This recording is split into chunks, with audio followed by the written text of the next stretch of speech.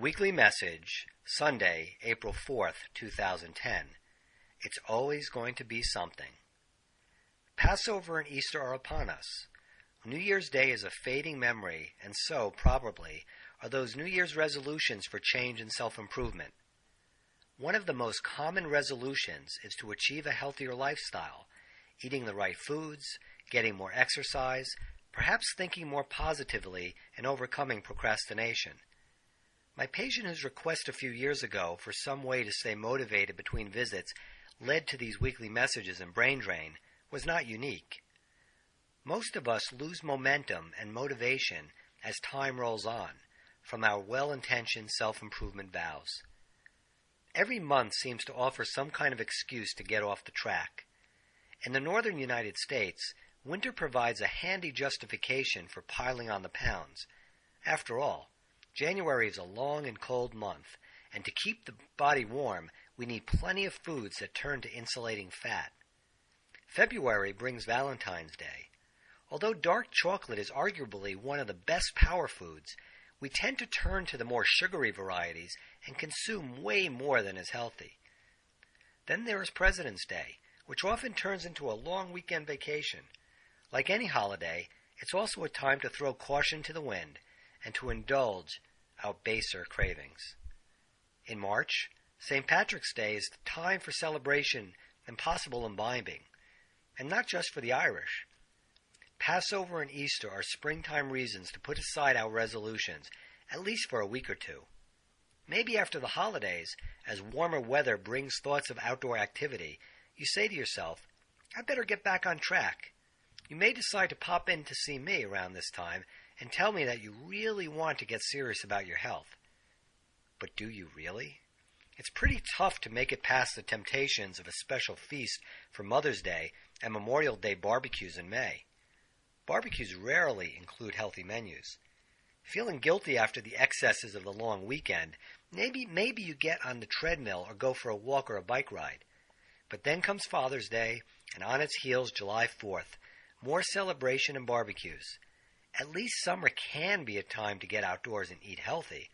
But if you take in a ball game, do you ask the vendor for an organic hot dog with grass-fed cattle with no antibiotics or hormones and prepared without nitrites?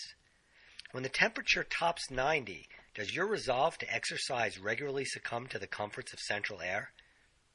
For those who manage to carry their healthy habits through the summer, the long Labor Day weekend threatens to get you off track again.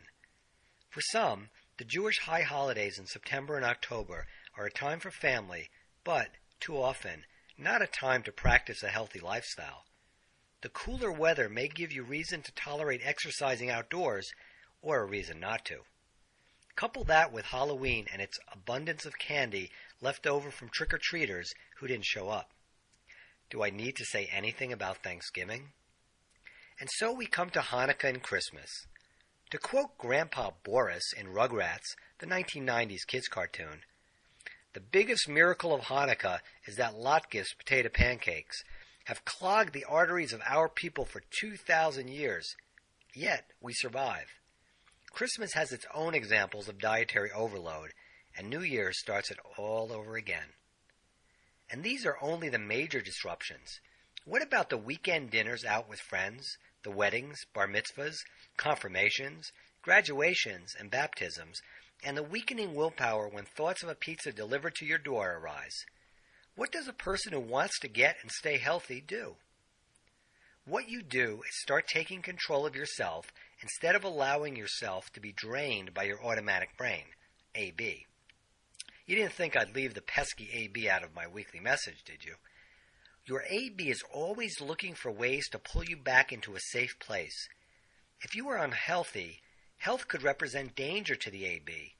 Maybe you grew up in a home where unhealthy living was the norm, so the opposite was unfamiliar, and thus dangerous. Your AB learned how to avoid danger, being healthy in this example, by fighting or fleeing it.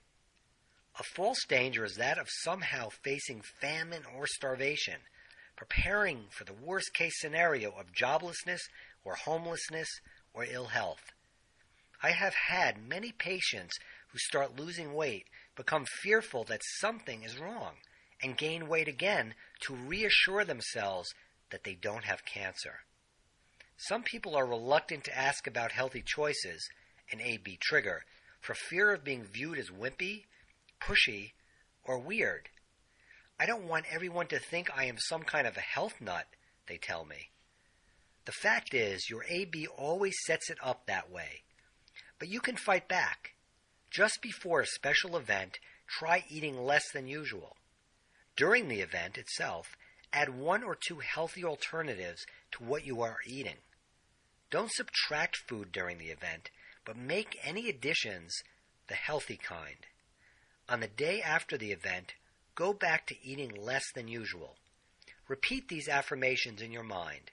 I love myself. I am healthy, wealthy, and wise.